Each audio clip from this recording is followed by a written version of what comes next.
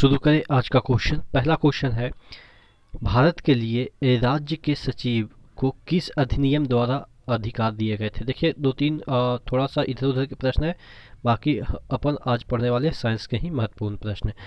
तो पहला क्वेश्चन आपके पॉलिटिकल साइंस से है कि जो राज्य के सचिव को किस अधिनियम द्वारा अधिकार दिए गए थे।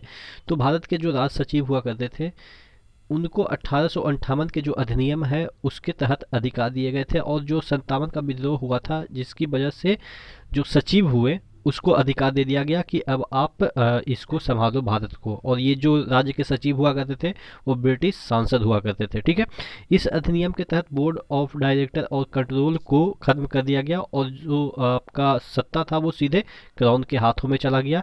राज्य के सचिव के थ्रू रूल होने लगी, यानी कि इंडिया में अब रूल कौन करेगा, बोर्ड के राज्य के सचिव जो कि ब्रिटिश सांसद हुआ करते थे ब्रिटिश पार्लियामेंट में। ठीक है, अगला क्वेश्चन की ओर बढ़ते हैं। भारतीय राष्ट्रीय महिला दिवस और एक पूछा जाता है कि विश्व रेडियो दिवस कब मनाया जाता है। दोनों 13 जनवरी को मनाया जाता है। जो भारतीय राष्ट्रीय महिला दिवस मनाया जाता है वो सरोजनी नायडू के जो जन्मदिन है उसके उपलक्ष्य में मनाया जाता है। उन्हीं के जो जन्मदिन है उन्हीं को हम लोग भारतीय राष्ट्रीय महिला दिवस के रूप में सेलिब्रेट करते हैं। और विश्व रेडियो यानी कि वर्ल्ड रेडियो की बात करें तो वो भी 13 जनवरी को सेलिब्रेट होता है। याद कैसे करेंगे, देखिएगा महिला लोग जब खाना बनाते हैं तो पहले के ज़माना में मोबाइल नहीं होता था तो क्या सुनते थे, एफएम वगैरह सुनते थे और घर में अपना काम करते रहते थे। तो महिला दिवस भारतीय जो महिला है वो रेडियो ही सुनेंगे, क्योंकि भारतीय महिला तो उतना मतलब कि सक्षम नहीं है कि टीवी वगैरह पहले के ज़माने में। अब तो अलग बात है, अब तो रेडियो भी नहीं सुना जाता। तो इस तरह से आप कोरिलेट करके याद रखेंगे कि जो तेरे साथ नहीं रहेंगे, ठीक है, तेरे मतलब कि 13 से याद रखेंगे कि जो महिलाएं अपने पति के साथ नहीं रहते हैं यानी कि तेरे साथ नहीं रहते हैं, यानी कि किसके साथ नहीं रहते हैं, अपने हस्बैंड के साथ नहीं रहते हैं, वो रेडियो के साथ रहते हैं और अपना खाना वाना या घर का काम करते रहते हैं। ठीक है, तेरे साथ नहीं रहते। तो इस तरह से हम उस चीज़ से रिलेट करके 13 फरवरी को याद करेंगे। अब जो महत्वपूर्ण प्रश्न साइंस के है वो है, जलवायु परिवर्तन से संबंधित समझौता कौन नहीं है। देखिए जलवायु परिवर्तन से संबंधित समझौता की बात कर रहा है, ठीक है, एग्रीमेंट की बात कर रहा है। तो एक ऑप्शन दे रखा था UNIPCC, एक दे रखा था UNFCC, और ये आपके NTPC में 2 दिन पहले प्रश्न पूछे गए थे, पेरिस समझौता और क्योटो प्रोटोकॉल। तो देखिए UNIPCC एक समझौता नहीं है, UNFCC एक समझौता है जिसका पार्ट ये दोनों है। अब क्या क्या है वो समझते हैं। UNIPCC एक ऑर्गेनाइजेशन है, ये समझौता नहीं है, ये एक प्रकार का ऑर्गेनाइजेशन है, UN का ऑर्गेनाइजेशन है। इसका फुल फॉर्म होता है United nation inter governmental panel on climate change, जो कि 1988 में बना था। इसमें अभी वर्तमान में 195 कंट्री है, यानी कि इंटर गवर्नमेंटल यानी कि अंतर आप कह सकते हैं सरकारी पैनल है। तो ये अगर UN है तो इसमें एक आप कह सकते हैं इसका पार्ट है UNIPCC, जो कि इन्वायरमेंट से संबंधित बहुत सारे मैटर को सॉल्व करता है। इसमें सभी देश के 195 देश के साइंटिस्ट काम करते हैं और भी वर्कर काम करते हैं, इसका फंडिंग सभी लोग करते हैं। तो यानी कि ये एक प्रकार का संस्था है, किसका, UN का। किसके लिए, ये आपके क्लाइमेट चेंज से संबंधित जो मामले हैं उसको निपटाने के लिए या उससे संबंधित इसके पास डेटा होता है। ठीक है, तो ये एक प्रकार का संस्था है, ये एक कोई समझौता नहीं है। ठीक है, तो बात समझ में आ गई। इसको 2007 में नोबेल पुरस्कार भी मिला था शांति के लिए, और इसका हेडक्वार्टर जो कि अक्सर आप जानते हैं कि मैक्सिमम UN का हेडक्वार्टर जिनेवा है, तो ये भी आपको याद रखना है कि इसका हेडक्वार्टर जिनेवा है। अब ये UNFCC क्या है, इसका मतलब होता है United nation framework convention on climate change, यानी कि समझ में आ गया, कन्वेंशन है यानी कि आप कह सकते हैं कि एक प्रकार का संधि है। ठीक है, अब संधि है तो यानी कि समझौता हो गया।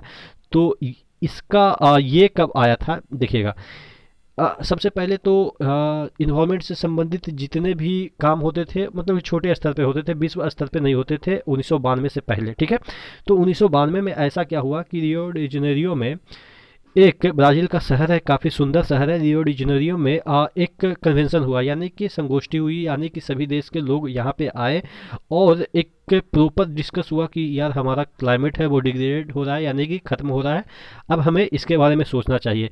तो उसी जो 1992 में मिले तो एक कन्वेंशन हुआ कि चलो ठीक है अब हमें इसके बारे में सोचना पड़ेगा, यानी कि हम इन्वायरमेंट को बचाएंगे। तो चौरानवे में, यानी कि 2 साल बाद जब ये रियो डी जेनेरियो में कुछ अपना एग्रीमेंट किए, तो ये इसकी स्थापना हुई और ये यूएनएफसीसी 1954 से काम करना चालू कर दिए। इसमें ये कहा गया कि हम लोग हर एक साल, ये जो यूएनएफसीसी का जो कन्वेंशन हुआ, इसमें ये बोला गया कि हम लोग हर एक साल मीटिंग करेंगे और वर्तमान में क्या क्या चीज़ें हो रही है उसके बारे में हम चर्चा करेंगे और उसको रेक्टिफाई करेंगे, उसके बाद उसमें कुछ चेंजेस लाएंगे। यानी कि यूएनएफसीसी के कारण ही हर एक साल एक क्लाइमेट चेंज पे संगोष्ठी होती है विभिन्न देशों में, ठीक है, इसी के कारण, ठीक है। और ये फंक्शन कब से करने लगा? 1994 से। अब जब ये फंक्शन जब भी करता है तो उसको कॉप नाम दे दिया जाता है। जैसे फर्स्ट बार किया 1994 में तो कॉप फर्स्ट इसको कर दिया गया, 1995 में तो कॉप सेकंड कर दिया, तो उसी तरीके से कॉप थर्ड, यानी कि अब 97 में कॉप थर्ड हो गया। तो ये कॉप थर्ड कहाँ पे हुआ? कॉप मतलब क्या होता है? Conference of party. पार्टी मतलब कि जो देश होते हैं उसी को पार्टी करें, कॉन्फ्रेंस मतलब बैठक, ठीक है। तो जो कॉप थर्ड हुआ, यानी कि 94 में स्टार्ट हो गया, तो 95, 96, 97, यानी कि कॉप थर्ड हो गया, थ्री हो गया वो 97 में, जो कि क्योटो में हुआ था। क्योटो कहाँ पे है? जापान का एक खूबसूरत शहर है।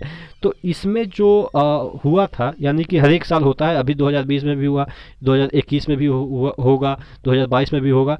तो जो ये वाला क्योटो 97 में हुआ था, वो काफ़ी फेमस रहा क्योटो प्रोटोकॉल के नाम से, ठीक है। अब ये क्योटो प्रोटोकॉल में क्या था कि ग्रीन हाउस जो गैस है उसको कम करना है, ठीक है। क्यों, मतलब कि क्यों कम करना है, ये आप इस तरह से अपना ध्यान रखिएगा। क्यों या क्योटो में कम करना है किसको? ग्रीन हाउस गैस को। और उसी तरीके से इसी फ्रेमवर्क के तहत जो पेरिस समझौता हुआ, जो कि आपका कॉप 21 में आता है, ठीक है। कॉप 21 यानी कि 2015 अगर जोड़ेंगे 94 से तो 21 कॉन्फ्रेंस हो जाएगा, ठीक है। तो 21 में भी एक कॉन्फ्रेंस हुआ था पेरिस में, ठीक है। पेरिस फ्रांस की राजधानी पेरिस में हुआ था, वो भी काफ़ी फेमस है, 15 में हुआ था।